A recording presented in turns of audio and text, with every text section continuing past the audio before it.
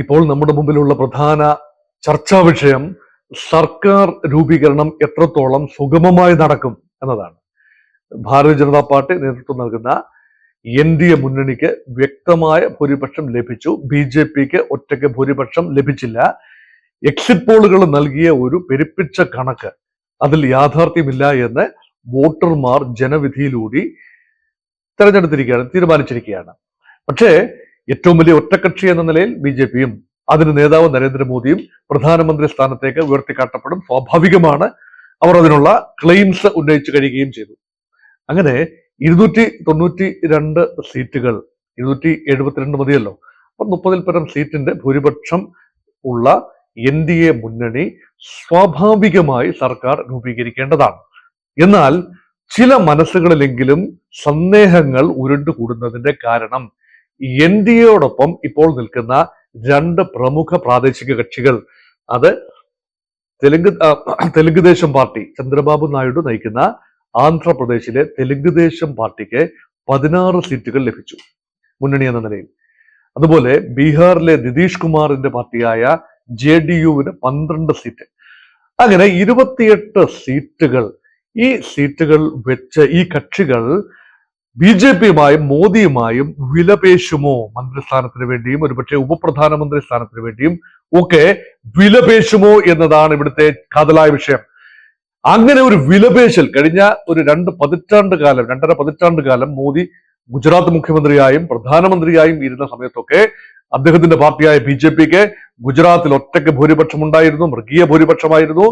കേന്ദ്രത്തിൽ BJPക്ക് ഒറ്റയ്ക്ക് 16ാം ലോക്സഭയിൽ BJPക്ക് ഒറ്റയ്ക്ക് ഭൂരിപക്ഷം 282 സീറ്റുമായി ഒറ്റയ്ക്ക് ഭൂരിപക്ഷം ഉണ്ടായിരുന്നു.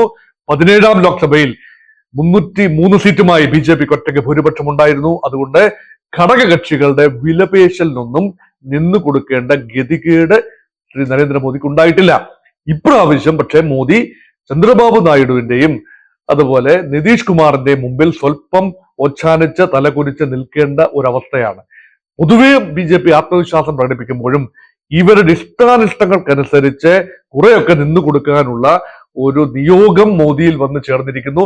അത് എത്രത്തോളം നയരൂപീകരണത്തിന് സാധ്യമാകും, രൂപീകരിച്ച നയങ്ങൾ മുന്നോട്ട് കൊണ്ടുപോകാനും പുതിയ അജണ്ടകൾ വെക്കാനും ഓൾറെഡി പൂർത്തീകരിക്കാത്ത ചില അജണ്ടകൾ ഭാരതീയ ജനതാ പാർട്ടിക്കും അതുപോലെ സംഘപരിവാർ വിഭാഗങ്ങൾക്കുമൊക്കെ പ്രത്യേക താല്പര്യമുള്ള ചില അജണ്ടകൾ അത് മുന്നോട്ട് കൊണ്ടുപോകാൻ ഈ ഘടകകക്ഷികൾ, പ്രത്യേകിച്ച് ഒറ്റയ്ക്ക് ഭൂരിപക്ഷം ഇല്ലാത്ത അവസരത്തിൽ ഈ ഘടകകക്ഷികൾ പ്രതിബന്ധം സൃഷ്ടിക്കുമോ?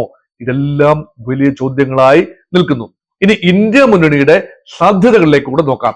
സാധ്യതയൊന്നുമില്ല. കാരണം ഇന്ത്യ മുന്നണിക്ക് 245 സീറ്റുമായി അത് വളരെ പിന്നോട്ട് പോയിരിക്കുന്നു. കാരണം 272 സീറ്റുകൾ ഉണ്ടെങ്കിൽ മാത്രമേ ഒരു മുന്നണി എന്ന നിലയിൽ ക്ലെയിം ചെയ്യാനാവൂ, പ്രധാനമന്ത്രി പദം ക്ലെയിം ചെയ്യാനാവൂ.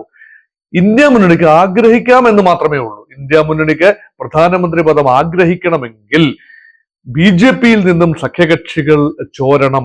അത് മാത്രമല്ല, എങ്ങും തൊടാതെ നിൽക്കുന്ന ചില MP മാരുണ്ട്. 17 MP അൺഅറ്റാച്ച്ഡ് ആണ്. അവർ NDA മുന്നണിയിലോ INDA മുന്നണിയിലോ ഭാഗമല്ല. ഈ വ്യക്തികൾ എന്ന നിലയിലും അവരുടെ ചെറിയ പാർട്ടികളും എല്ലാം എടുക്കുന്ന നിലപാടും വളരെ നിർണായകമാണ്. അതുകൊണ്ടാണ് ഇന്ത്യ മുന്നണിക്ക് ഒരു വിദൂര സാധ്യത പോലും ഉണ്ട് എന്ന് ഇപ്പോഴേക്ക് കാണാൻ പറ്റില്ല. പക്ഷേ ചന്ദ്രബാബു നായിഡുവും നിതീഷ് കുമാറും അവരുടെ പാർട്ടികളും കളം മാറിയാൽ മൊത്തത്തിലെ ചിത്രം മാറി മറിയും. ഇപ്പോൾ അങ്ങനെയുള്ള സൂചനകളൊന്നുമില്ല. ഇന്നലെ വോട്ടെണ്ണൽ പുരോഗമിച്ചുകൊണ്ടിരിക്കുമ്പോൾ അങ്ങനെ ഒരു സൂചന ഉണ്ടായിരുന്നു. പക്ഷേ ഇപ്പോൾ ചന്ദ്രബാബു നായിഡുവിനെയും അതുപോലെ അദ്ദേഹം ബീഹാർ മുഖ്യമന്ത്രി നിതീഷ് കുമാറിനെയും ഒക്കെ സന്ദർശിച്ച് BJPയുടെ പൊളിറ്റിക്കൽ മാനേജേഴ്സ് അത് അവരുടെ പിന്തുണ ഉറപ്പുവരുത്തി എന്ന നിലയിലാണ് റിപ്പോർട്ടുകൾ. അതുകൊണ്ട് ഇപ്പോഴത്തെ നിലയിൽ മറ്റ് അട്ടിമറികളൊന്നും സംഭവിച്ചില്ല എങ്കിൽ BJP തന്നെ മന്ത്രിസഭ രൂപീകരിക്കും. ദേശീയ ജനാധിപത്യത്തിന്റെ ഒരു ഗവൺമെന്റ് കുറച്ചുകൂടി മിതമായ ഭൂരിപക്ഷത്തിൽ അധികാരത്തിൽ വരും. മോദി തന്നെ പ്രധാനമന്ത്രിയാകും എന്നാണ് സത്യപ്രതിജ്ഞ എന്നതിലാണ് ഇപ്പോൾ സന്ദേഹം.